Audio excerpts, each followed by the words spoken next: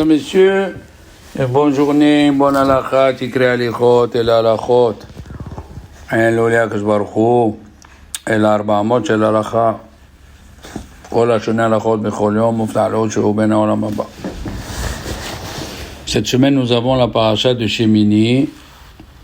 Normalement, la semaine dernière, c'était Shemini, excusez-moi. Cette semaine, c'est Metzora Tazria.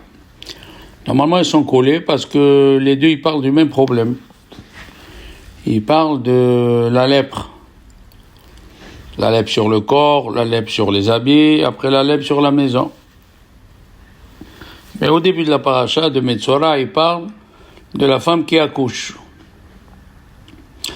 Alors, quelle relation entre la femme qui accouche et le Metzora qui est Motzi Shemra, celui qui parle à Shonara? Bon, pour nous les hommes, on voit pas tellement la relation, mais il faut savoir que tous les jours, grâce à Dieu, il y avait des accouchements dans le peuple d'Israël, dans le désert. Il y avait beaucoup d'accouchements. Et aujourd'hui, en Israël, il y a peut-être 2000 accouchements par jour. Si c'est pas plus, grâce à Dieu. Et qu'est-ce qu'elle dit la Gemara dans Nida Daf Lamed, qu'au moment où la femme elle accouche, la pauvre elle a tellement mal, mesquine elle souffre tellement, les Chachamim ils ont dit elle passe par 100 contractions. Et alors, sur la table d'accouchement, elle jure de ne plus avoir d'enfant. Elle jure. Donc elle a parlé des choses qu'il ne fallait pas. C'est ça le Metzora. Il a parlé des choses qu'il ne fallait pas. D'ailleurs, dans le Metzora, il y a 3 sortes de lèpre. Se'et, Sapahat ou Baheret. Se'et, Sapahat ou Baheret. Mais en hébreu, c'est un autre sens. Se'et, c'est quoi Se'et? Il y a le mot Se'et, ça veut dire tu as eu un peu de gava. Si tu parles d'un autre, c'est que tu as un peu de gava. Se'et. On dit ata mitnase ala harim. Tu t'élèves sur les autres. Et c'est pour cela que le Metzora, le jour de sa purification, il doit amener un bout de cèdre et un bout d'hysope. L'hysope, c'est l'arbre le plus petit. Il se colle au mur, l'hysope. D'ailleurs, il y a une relation. Le Eben Israël dit que la Touma du mort, la Touma du Metzora ressemble à celle de la sortie d'Égypte. C'est quoi la sortie d'Égypte avec le Metzora? Parce que Moshe Rabbeinu, il a parlé du mal des Juifs. Et Dieu lui a dit, mets ta main dans ta poitrine et les sorties lépreuses. On est sorti d'Égypte jusqu'à qu'on a fait attention à 4 choses. On n'a pas changé notre langage, l'Oshinu les Shonam, on n'a pas changé nos vêtements, les Shonam, les Gadam, et on a donné des noms juifs, et on a arrêté de parler l'un de l'autre. Alors, puisqu'on a fait ces 4 choses, on a arrêté de parler l'un de l'autre. Et c'est pour ça que le chien, il n'a pas aboyé quand on est sorti d'Égypte. Pourquoi? Parce que d'après Arizal, celui qui parle à Shonara, il est réincarné dans le chien. C'est écrit dans la Torah, il y avait un du Sanhedrin qui a conquis une ville, il a appelé Vaikra lah Novah Bishmo. Là, la Medhe, c'est la Shonara. Novah, c'est le chien qui aboie. Et c'est pour cela que Dieu lui a dit, tu as parlé du mal alors que mes enfants, ils ont arrêté de parler du mal, la preuve que les chiens, n'ont pas aboyé. Donc il y a, le Lashon Hara, il vient, Se'et, parce que tu te sens supérieur aux autres. Après il y a Sapahat. Le mot Sapahat, ça veut dire nispé. Toi, tu ne parles pas la Shonara. mais tu as une copine, une sœur, un frère, et pour pas te montrer désagréable à ce qu'il dit, tu rentres dans sa discussion et tu parles du mal. Ça s'appelle nispé, tu t'es fait entraîner par les autres. C'est sapahat, et tu as baheret. Qu'est-ce que c'est baheret? Même si c'est clair que tu as vu du mal, eh bien c'est pas sûr que tu as vu du mal. Faut pas le raconter. C'est sapahat ou baheret. C'est les trois situations où on se fait entraîner. Il faut savoir, la lèpre aujourd'hui on l'a pas. Pourquoi? La lèpre on l'a pas. Pourquoi? Pour la simple raison, c'était un ness, il dit le Ramban. Et il dit le Ramban, la lèpre qui vient pour celui qui parle à Shonara, c'était pas une maladie. La lèpre, c'était un signe du bon Dieu qui n'est pas content de toi. C'est Pesapahat ou Baheret. La lèpre venait que quand il y avait le Beth Amikdash ou quand ils étaient dans le désert. Mais aujourd'hui, on n'a pas le mérite. On n'a pas le mérite d'avoir ça. Et la question, elle est, pourquoi il a commencé par le corps, après les habits et la maison? C'est écrit dans la Gemara que Dieu, il touche pas le corps. D'abord, il touche la maison, les biens, après les habits, après le corps. Et la réponse, mais qu'ils étaient dans le désert. Dans le désert, ils n'avaient pas de maison, donc ils ne pouvaient pas venir la lèpre sur la maison. Les habits, ils passaient et repassaient dans les colonnes de nuée qu'ils étaient des Nissim, et la lèpre, elle partait. Qu'est-ce qui est resté? La lèpre du corps. Alors on a commencé par le corps.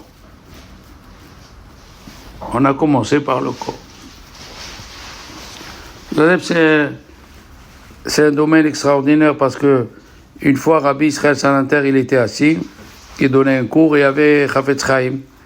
Il était plus jeune. Et il a dit, on a des rabbins qui ont écrit des livres sur tout, sauf sur le Lashon Hara. Alors Chafetz Chaim, il a pris ça à cœur et il a écrit Shmirat HaLashon, comment garder sa bouche.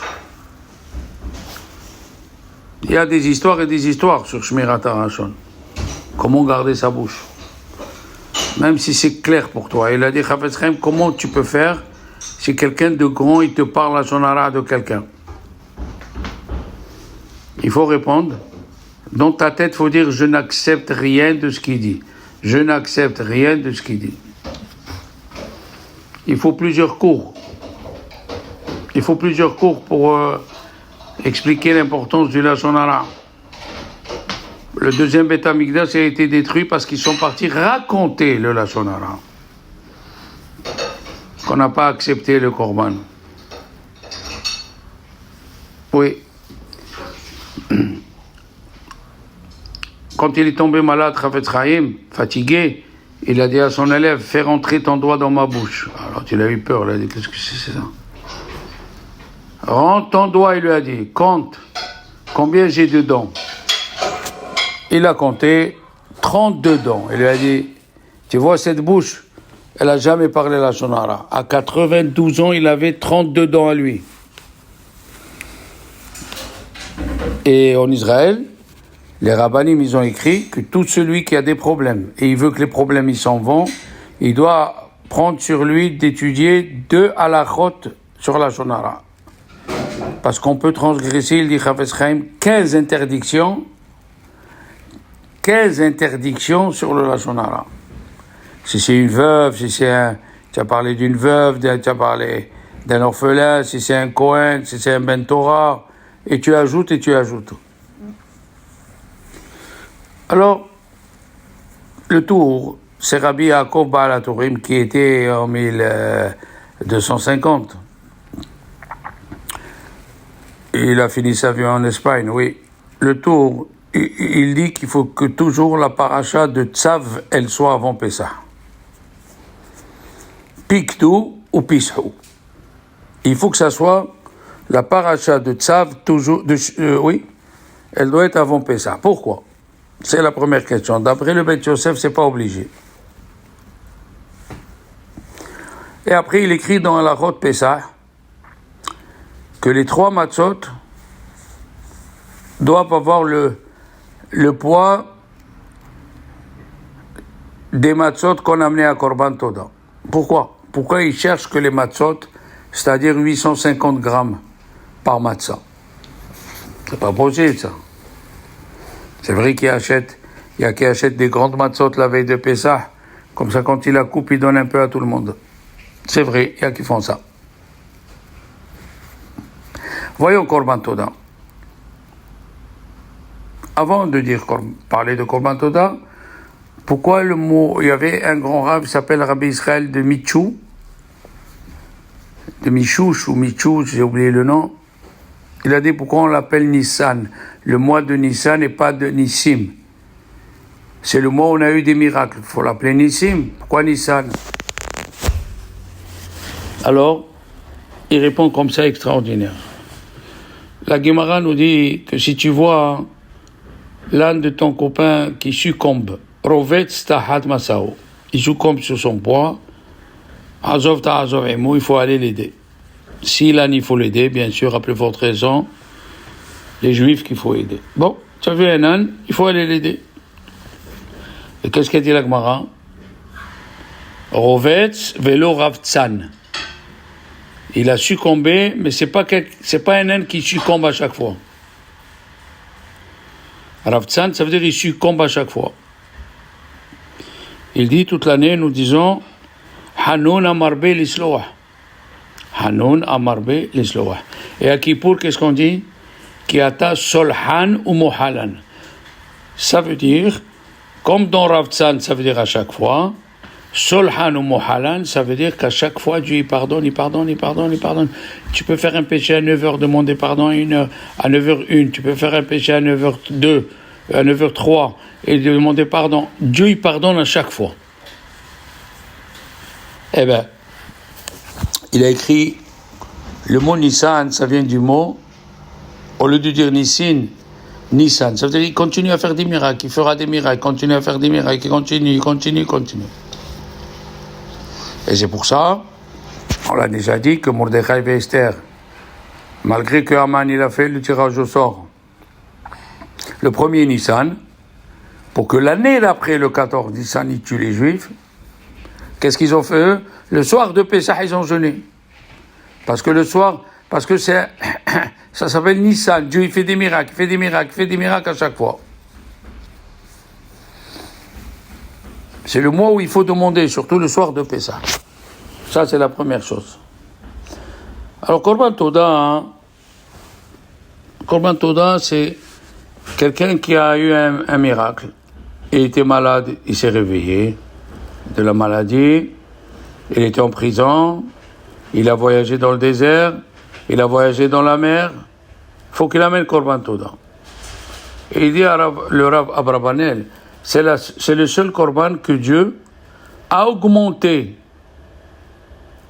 le Korban et a diminué le temps de le manger.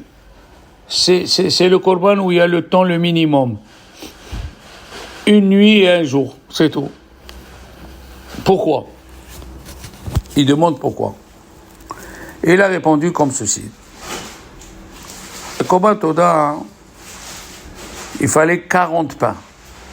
30 pains matzot et 10 pains de chametz. Et en tout, c'était presque 50 kilos. Est-ce qu'un monsieur peut manger 50 kilos en un jour et une nuit? Et là, tu es obligé de dire qu'il appelait les autres. C'est pour ça qu'on fait le gomel à la synagogue devant tout le monde. Il appelait les autres pour raconter les nissim qu'il a eu. Maintenant, revenons aux 3 matzot, le soir de Pessah, Korban Toda. Il ressemble à Korban Toda. Il dit le tour. Pourquoi? Parce que le marchand, à la Vachalom, Rabbi Shmuel Idels, qui était en 1648 en Autriche, il a dit, lui, pourquoi on prend 4 verres de vin? Parce qu'on est passé par les 4 situations où on est obligé de faire le gomel. On était en prison, on était en prison, on était malade, puisqu'on a attendu jusqu'au mont Sinaï, où Dieu il a dit à Moshe, je ne peux pas donner la Torah à mes enfants jusqu'à que je les guéris. On a traversé le désert et on a eu la traversée de la mer. Puisqu'on a eu ces 4 situations, on doit faire le gomel, alors on boit 4 verres de vin pour remercier Hachem. Ça c'est pour Korban Toda. Mais nous, le soir de Pessah, on n'a que 3 matzot. Où ils sont le pain? Où il est le pain? Nos Chachamim me disent que quand on est sorti d'Égypte, on n'était pas encore rassuré. Quand on a traversé la mer Rouge, là on était rassuré. Pourquoi? Parce qu'on dit que Dieu nous a fait sortir d'Égypte. Oui. Mais normalement, il fallait écrire les Juifs sont sortis de la terre d'Égypte. Qu'est-ce que ça veut dire les Juifs sont sortis d'Égypte? On le dit dans le Kiddush. Zecher l'Isiat mi Misraïm. Zecher l'Isiat Mitzraïm, on dit. On ne dit pas Zecher l'Isiat mi Mitzraïm. On aurait dû dire mi Mitzraïm. On dit Zecher l'Isiat Misraïm. Quand Dieu nous a fait sortir d'Égypte, on a traversé la mer Rouge. Dieu il a dit à l'ange de la mer, fais ressortir les corps des Égyptiens, vivants. Et les Juifs, ils avaient des chiens et des bâtons. Ils les ont tapés, ils les ont massacrés. Voilà celui-là qui a tué mon frère, voilà celui-là qui a tué mon fils, voilà celui qui a blessé ma femme. C'est-à-dire, écoutez bien ce que je veux dire, vous allez comprendre mon idée. Il y a des soldats américains, ils sont dans des hôpitaux, ils sont en bonne santé. Ils ont les mains, la bouche, les yeux, koltov. Mais la tête, ça va pas. Pourquoi? Ils étaient au Vietnam. Et alors, le Vietnam, il est dans leur tête. Il n'est pas encore sorti le Vietnam de leur tête. Les Juifs, quand on est sorti d'Égypte, on avait encore la peur de l'Égyptien, la peur de Pharaon. Et tant que tu as cette peur en toi, ça ne s'appelle pas que tu es sorti d'Égypte. Il fallait faire sortir l'Égypte de notre corps. Et quand c'est arrivé, on dit le soir de Pessah, Al Geulatenu ve'al Pedut Nafshenu. Qu'est-ce que ça veut dire Geulatenu et Pedut Nafshenu? Nafshenu, c'est l'âme. Al Geulatenu, c'est le corps. Al Geulatenu ve'al Pedut Nafshenu. Pourquoi 2? D'abord, le corps, il est sorti. Le corps ne subit pas de transformation. Tu étais en prison, ou tu as voyagé, mais quand tu es malade de ton âme, quand on a reçu la Torah, là on a amené les 2 pains de Hametz. C'est quoi Korban Toda? Qu'est-ce qu'on a dit? 30 pains de Matzot et 10 pains de Hametz. À Pessah, le corps il est sorti, mais c'est pas l'âme encore. Le but de la sortie d'Égypte, c'est pour arriver à Matan Torah. Le but de la sortie d'Égypte, et c'est ce moment-là où on mange. C'est ce moment-là où on mange du pain. Donc on a fait Korban Toda entier. Et il dit le Chinou, Rabbi Aaron Alevi alav Shalom, qui est d'Espagne. Il était aussi en 1250, 1280. Il a dit pourquoi on ne compte pas le Homer le premier soir? On ne compte pas le Homer le premier soir parce que toute la nuit elle est réservée à dire merci. Kama ma'alot tovot la makom aleinu. Rabbeinu Bachaye dit une chose extraordinaire.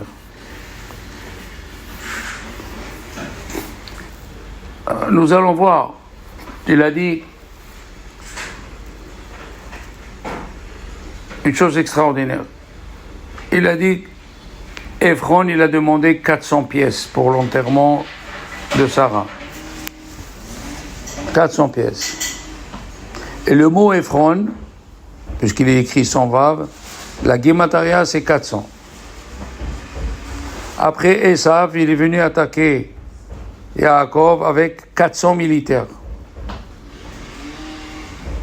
Après David Améler, il a envoyé 400 soldats à Naval, il lui a fait du bien, et Naval n'a pas voulu lui donner à manger à ses soldats, malgré que David il lui a fait beaucoup de bien. Combien on est resté en Égypte? 400 ans. C'est vrai que depuis que Dieu il a dit à Abraham qu'on allait en Égypte souffrir, c'est 430. Mais quand ça a commencé, c'est 30 ans après, quand il a 137 ans, et il a eu, à 100 ans, il a eu Yitzhak. 137, c'est la Hakeda. 400 ans. C'est quoi ce 400? Il dit, Rabbeinu Behaye, le mot 400, c'est le mot en hébreu Ra'ayin. Ra'ayin, c'est celui qui a un mauvais œil. Eh bien, un mauvais œil, la Guémataria Ra'ayin, c'est 400. Il a dit le Midrash à Moshe Rabbeinu, je ne peux pas sortir les Juifs d'Égypte jusqu'à que un y rend service à l'autre. Ra'ayin. Et combien de briques les Juifs devaient fabriquer tous les jours? 400 briques. Encore une fois, la Guémataria Ra'ayin.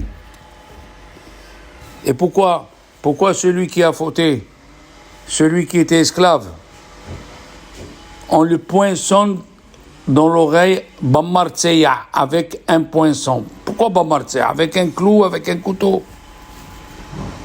Parce que Martseya, il revient à la paracha Metzora. Et Martseya, c'est 400.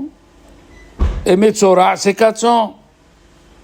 Encore une fois, pourquoi on n'a pas pu sortir d'Égypte avant? Parce qu'un ne rendait pas service à l'autre. On l'a déjà parlé, c'est écrit Ba'erev tochlu matzot, le soir faut manger de matzot. Après c'est écrit matzot yeachel, c'est quoi yeachel? Il faut le faire manger aux autres. Après c'est écrit dans Rashi, dans la paracha des fêtes, des 3 fêtes, n'oublie pas le pauvre, l'orphelin, la veuve. Et il dit Rashi, qui sait que de nos jours, il peut construire le Beth Amikdash et le Mizbeach et sacrifier, c'est contre celui qui a pensé aux autres. Ta fête n'est parfaite que si tu penses aux autres. Chaque fois, il vient ce mot 400. Metzora, le poinçon. Pourquoi tu étais en Égypte? Parce que un, il n'aimait pas l'autre. Alors comment ça se fait que tu veux rester chez ton maître esclave? C'est ça la paracha de la semaine avec la relation avec Pessah. Chaque fois, le chiffre 4 y revient. 4 verres de vin, 4 kazetim, 4 enfants qui parlent, chaque fois le chiffre 4. J'espère, B'ezrat Hashem, vous achetez du bon vin, des bons gâteaux, des bons fruits pour Pessah. Shabbat Shalom.